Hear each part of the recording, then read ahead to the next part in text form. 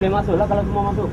Hello. You ni siapa? Hello, security boy. Kita respect sama you orang macam Bob, macam ni macam Jerit-jerit ini apa salah, Pak? Saya mana ada jerit? You sekarang Saya mana ada jerit? ini apa ni? Ini apa ni? Orang jerit macam ni, respect lah sama kita. Orang suruh tulis nama pun tak boleh. Oh, tulis nama boleh, tapi kita tak terima. You cakap mau 5 orang. Kita pun ikut orang saja. Dia orang cakap 5 orang saja. Kita orang tak nak terima lah. Okay, before you start, first we want to lodge our protest. You are sending some kind of people who are threatening us like gangsters here. You should know. I faxed yesterday to the minister. I faxed yesterday to the minister under my legal letterhead, saying victims of shooting families are coming here. And you send your security guards to threaten us and to speak in a rude manner to us. Now, is that right? You should have your officer, the aide to the minister, waiting here for us, because you know how many victims are coming here. Aminul Rashid Hamza, Norizan Saleh, Aslan, Akram, and the minister is not bothered. You go and send these people to threaten us. Look at him. Bukan. Dia memang this fella, not this fella. Can you please remove those people? Ini idea Pak lah. Mr. Azimi, please do not try to limit the numbers who enter here. All the lawyers and the families are going in. Do not try to stop us, and we want to see the minister today.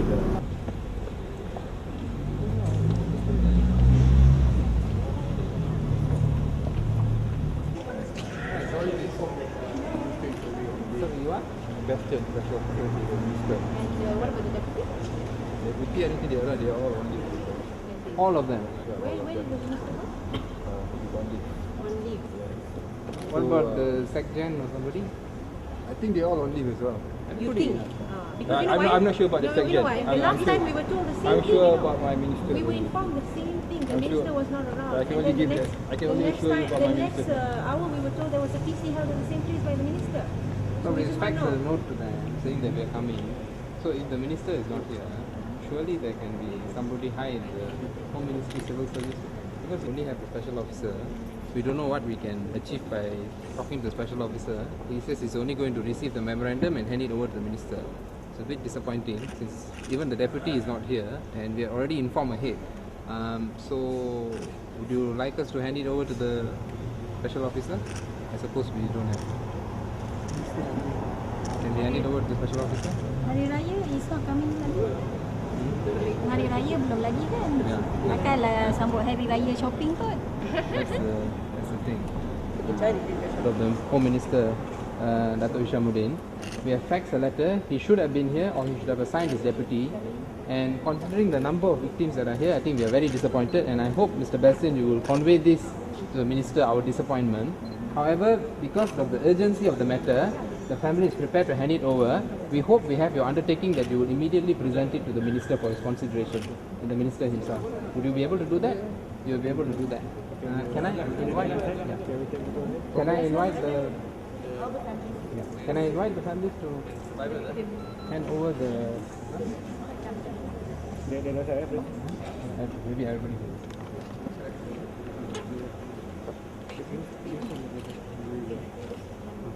Okay. Okay. Can you hand over to the officer? Okay. Thank you very much. Thank you very much. Thank you. Okay, today we came here with the families of, can I please introduce the families? We have got the sister to Aminul Rashid Hamza, Azura. We've got Norizan Saleh, who's a victim of a police shooting. Hafiz is the brother of Azamuddin bin Omar, who was the other passenger who was in the car with, the 15-year-old boy who was in the car with Aminul Rashid Hamza on that night. We also have Sharil Azlan, who was shot several times in Shah Alam. He still has a bullet at the back by the police, wrongfully shot by the police. And then we have got, this was not a shooting case, but it's the worst death in custody case in the history of our country. Kugan's mother, okay, Indra Nalatambi is here, and also the lawyer for the family. Family Muhammad Akram yang mati di tembak di Johor Bahru.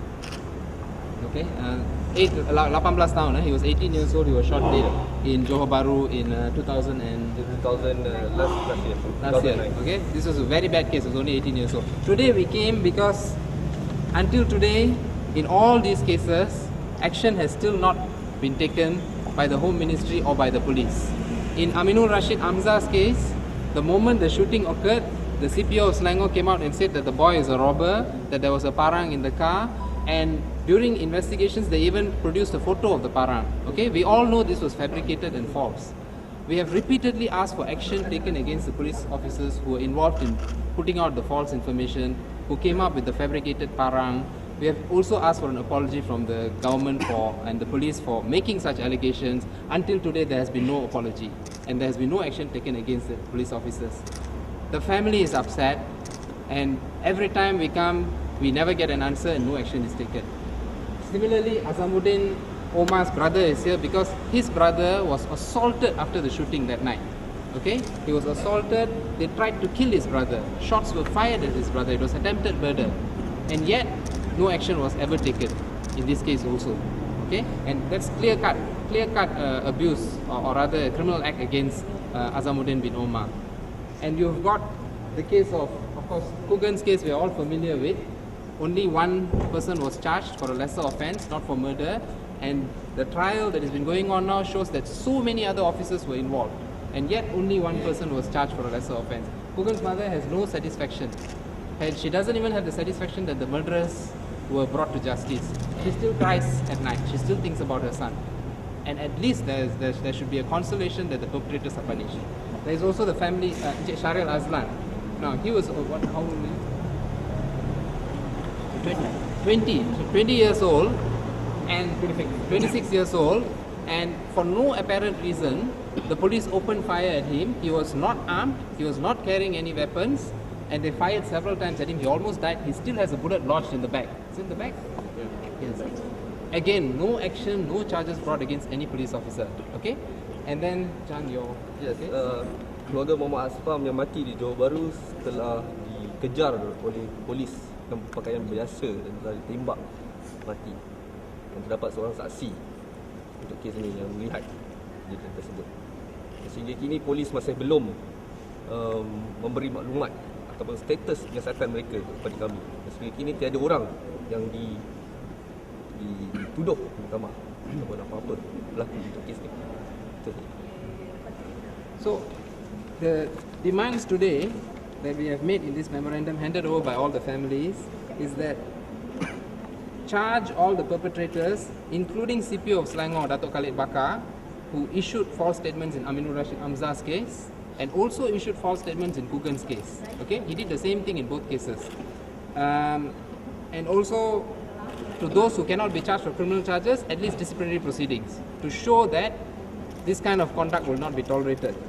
We also are calling for an open apology from the Prime Minister and the Cabinet to all the families, okay, for what was done to their loved ones, because until today there has not even been an admission of responsibility, an admission that something went wrong with the force, an admission that these are real Malaysian victims here whose grievances have still not been attended to. And most importantly, we want them to accept responsibility for what happened.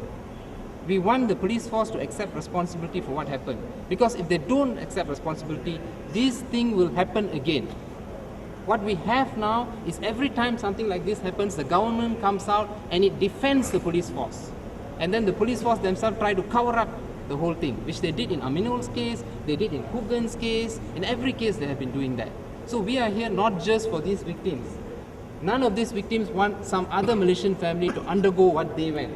They have gone through it and they don't want other people. At the least, they can't bring back their loved ones. But at the least, they can ensure that this does not happen to another Malaysian family. Let it end now. Let there be some meaning to this useless deaths as they stand. These pointless deaths of these young people with so much promise. Let there at least be some meaning now.